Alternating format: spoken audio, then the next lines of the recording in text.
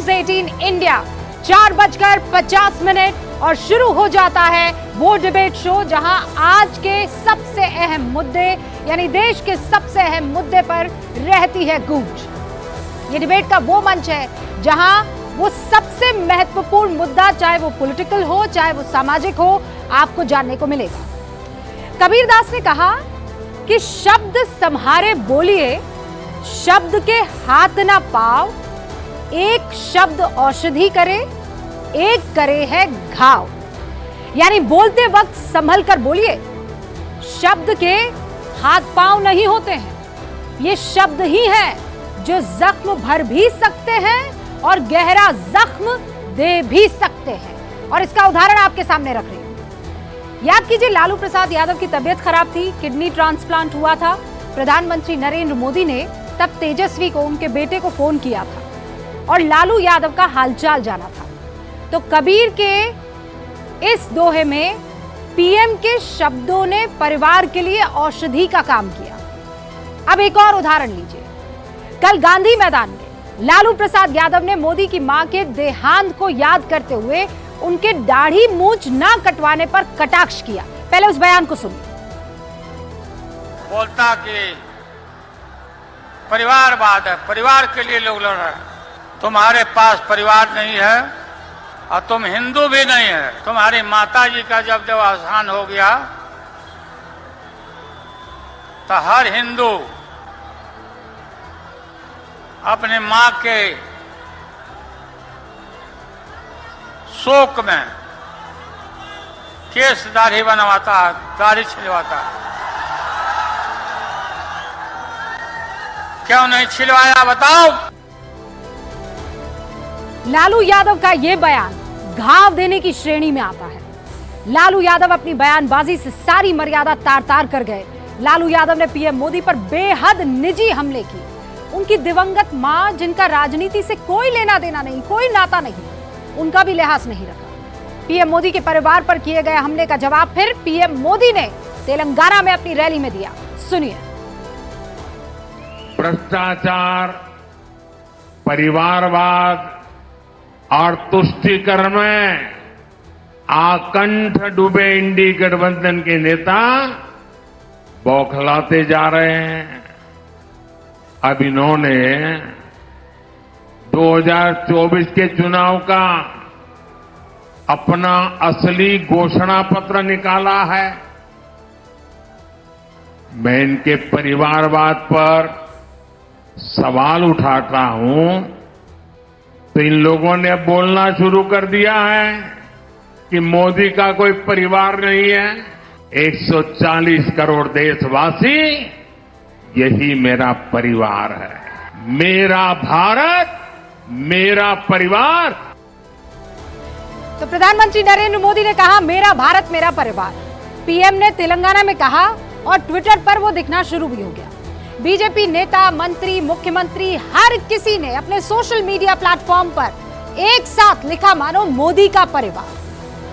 अब ये ट्रेंड होने लगा है। सिर्फ बीजेपी के नेता ही नहीं बल्कि आम लोग भी आप देखिए खुलकर मोदी की मुहिम के साथ जुड़ गए हैं। ये ठीक वैसा ही है जैसा 2019 लोकसभा चुनाव से पहले चौकीदार चोर के राहुल गांधी के नारे के बाद बीजेपी ने शुरू किया मैं भी चौकीदार का नारा। आप ये देखिए, 2019 में ट्रेंड कर रहा था मैं भी चौकीदार। हर किसी ने अपने ट्विटर आईडी पे मैं भी चौकीदार लिख दिया था। और आज आप ट्विटर पर जाइए, एक्स पर जाइए और देखिए कैसे मोदी का परिवार और ब्रैकेट में आपको हर नाम के साथ जो है कुछ ही मिनट में देखने को मिल जाएगा। लालू यादव ने अपने बयान में जिस बात का जिक्र किया वो वाकया करीब 1.25 साल पुराना है, जब 30 दिसंबर 2022 को पीएम मोदी की मां हीराबा का 100 साल की उम्र में निधन हो गया। उस दिन पीएम मोदी ने अपने सभी सरकारी दौरों को रद्द कर दिया। वो दिल्ली से अहमदाबाद पहुंचे, वहां मां को अंतिम प्रणाम किया। इसके बाद मां को अर्थी का कांधा दिया। परिवार के साथ ही एम्बुलेंस में बैठकर गांधीनगर स्थित सेक्टर 30 के शमशान घाट पहुंचे, जहां उनकी माताजी का अंतिम संस्कार किया गया। अंतिम संस्कार की प्रक्रिया पूरी हुई और पीएम अपने कर्मयोगी और राष्ट्र प्रथम के संकल्प पर लौट आए। ये 4 तस्वीरें टेलीविजन पर आपने देखी। शुक्रवार का दिन था। सुबह 3:30 बजे उनकी मां का अहमदाबाद के अस्पताल में निधन हुआ। प्रधानमंत्री ने सुबह 6:02 पर ट्वीट करके देश को इसकी जानकारी दी। 7:45 पर प्रधानमंत्री अहमदाबाद पहुंचे। सुबह 9:26 पर मां हीराबा का अंतिम संस्कार किया। इसके बाद 10:15 पर प्रधानमंत्री मोदी गुजरात राजभवन पहुंचे और वहीं से पश्चिम बंगाल में चल रही गंगा परिषद की बैठक में वर्चुअली जुड़े। इस बैठक में राष्ट्रीय स्वच्छ गंगा मिशन के तहत पश्चिम बंगाल में कई सारे प्रोजेक्ट्स की शुरुआत की गई। 11:40 प्रधानमंत्री वंदे भारत ट्रेन को हरी झंडी दिखाते। उस दिन नरेंद्र मोदी ने पश्चिम बंगाल के लोगों से जो बात कही थी, मैं आपको वो बात सुनवाना चाहती हूं। आज मुझे आप सबके बीच रूबरू आना था, लेकिन मेरे निजी कारणों के कारण मैं आप सबके बीच नहीं आ पाया हूं। इसके लिए मैं आपकी, बंगाल की क्षमा चाहता हूं। प्रधानमंत्री नरेंद्र मोदी बहुत ताकतवर शख्सियत, देश के प्रधानमंत्री हैं। उस दिन किसी भी पुत्र के लिए वो भारी दिन हो सकता है जब उसकी मां इस दुनिया को छोड़कर चली जाए। प्रधानमंत्री चाहते तो कुछ ना करते ना, खुद को एक कमरे में बंद कर देते, कोई रोक पाता उनको ऐसा करने से? लेकिन उन्होंने कर्म को सबसे बड़ी पूजा समझा। और आप उनसे पूछते हैं कि वो हिंदू है कि नहीं है।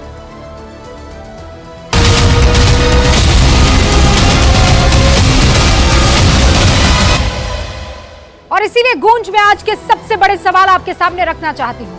पहला सवाल, देश की जनता आज गूंज देखे। सवाल ये कि क्या मोदी को अपशब्द कहकर जीतेगा विपक्ष? क्या मोदी के लिए पहले देश और विपक्ष के लिए पहले परिवार है? क्या मैं भी चौकीदार की तर्ज पर मोदी का परिवार हिट हो जाएगा? इन सवालों का जवाब देने के लिए आज गूंज में शामिल हो रहे हैं भारतीय जनता पार्टी के राष्ट्रीय प्रवक्ता नलिन कोहली साहब, राजनीतिक विश्लेषक तहसीन पूनावाला और जेडीयू प्रवक्ता राजीव रंजन, राष्ट्रीय जनता दल के राष्ट्रीय प्रवक्ता शक्ति सिंह यादव भी आज हमारे साथ जुड़ रहे हैं। मैं डिबेट की शुरुआत करूं उससे पहले एक सवाल आप सबसे भी, क्योंकि आप दर्शक और वोटर दोनों हैं, आपकी राय बहुत जरूरी है। सवाल ये कि पीएम पर निजी हमला विपक्ष का सेल्फ गोल साबित होगा, हाँ कि ना कि कह नहीं सकते? वोट करते रहिए, रिजल्ट्स को हम अंत में अनाउंस करने वाले हैं। पीएम कर्म योगी, इसीलिए विपक्ष का विरोध।